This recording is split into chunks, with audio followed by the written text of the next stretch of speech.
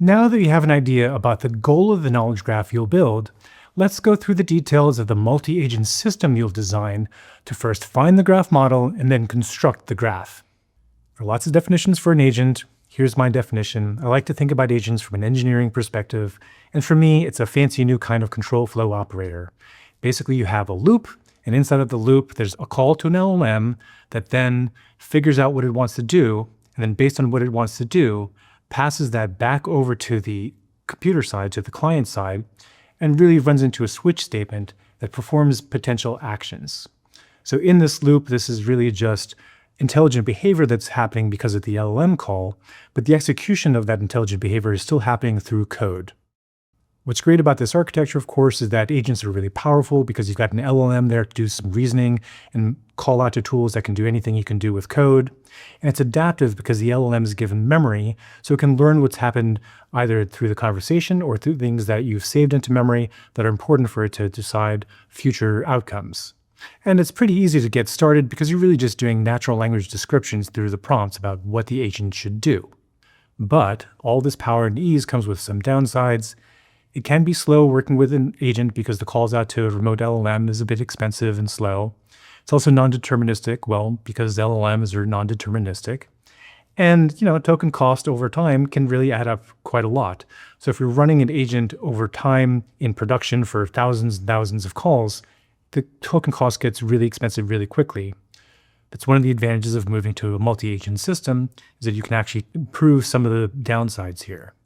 So what is exactly a multi-agent system? It is, of course, just a system where you have multiple agents working collaboratively on a single goal. The agents typically are arranged into a kind of a hierarchy where you have a top-level agent that manages the overall flow, and then as many sub-level agents as you'd like to that have either different phases of the work or very specific tasks that they're performing. The agents interact in a couple different ways. There's a main conversational thread that's basically happening with the user, where the user might have some message that they kick off the work with. And then each of the agents can decide, is this work that I can do or something that somebody else should do? So can I delegate this to a different agent? So you can see in this illustration here that the root agent is able to delegate to either agent A or agent B. Internally, agent A and agent B can do some work using the tools that they've been given. One of the tools in agent B is unique.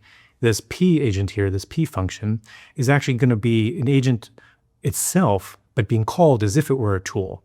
So there's two ways for tools to interact, either agents delegating to each other or an agent that's behaving as a tool being called by another agent. And along the way, you've got specific checkpoints with the user that are possible whenever you have any of these transitions. So what is the multi-agent system that you'll build? You'll build parts of a knowledge graph agent, focusing on the subagents that perform knowledge graph construction. You'll learn the basics of building an agent using Google's ADK. You'll learn what memory is and how to use it for recording critical information. You'll define some tools. And of course, all of this will converge from open-ended conversation to executable code. This beautiful diagram are all the agents and the flow of agents and their interactions. Let's walk through this a little bit at a time.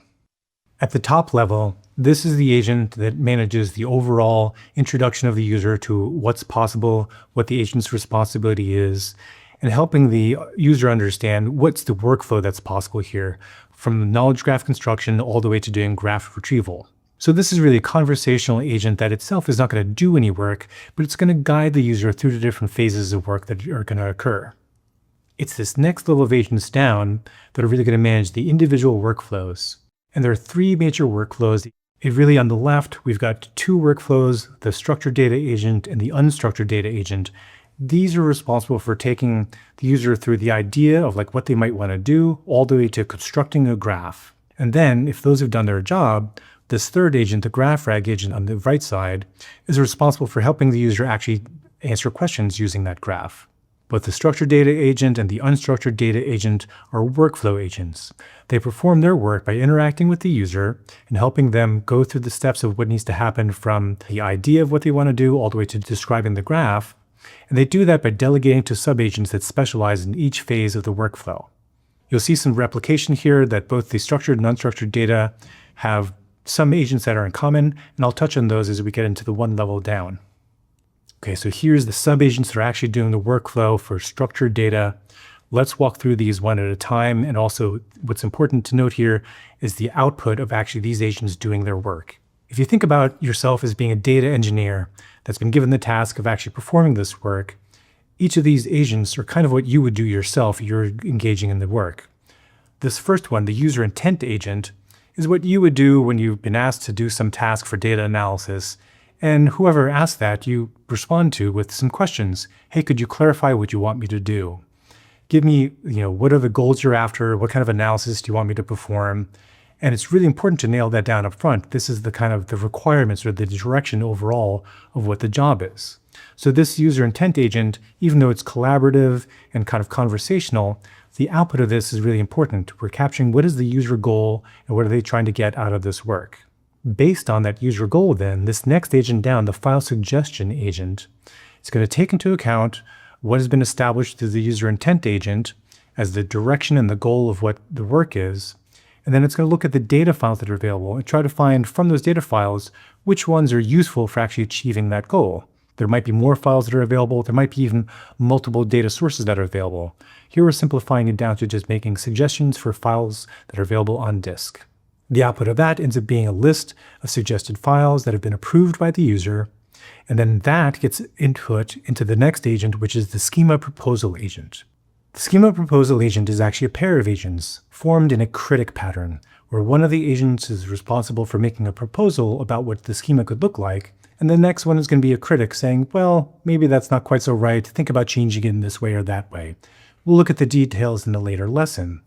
But the idea here is that this pairing of agents internally will loop through what's possible, self-criticize itself, and the outcome of that should be a good graph schema that uses the files that were approved from the previous agent and also in compliance with user goals that were set by the first agent, producing a graph schema that can answer questions that are useful for the user. So the output of all of that we're calling a graph construction plan. It's not a graph itself, but it's a description about how to construct that graph. The second workflow in the middle, the first two parts of that workflow are the exact same as the structured data workflow.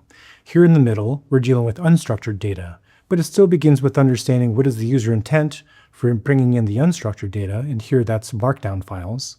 And then, okay, if you understand why the user wants to bring in some markdown files, you can identify which files are relevant. Again, a file suggestion agent would do that. Similar behavior to the structured data, but this third step is different.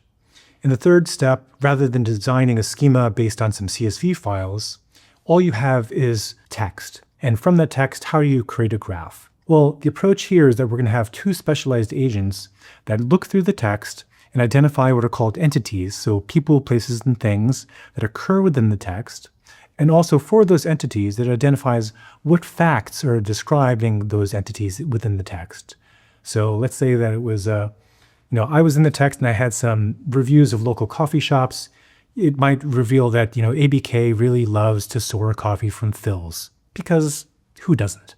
So those are facts that could be extracted from the text. The goal of this agent is actually to find out what kinds of facts can be extracted and not do the extraction, but simply describe what's possible. And so that we're going to be calling a knowledge extraction plan. The knowledge extraction plan paired with the graph construction plan from the structured data together give all the rules that we need using the graph construction plan and the graph extraction plan. This red box down in the corner then is just a single tool that has multiple tools internally that actually can take those plans and do the extraction itself and do the construction itself.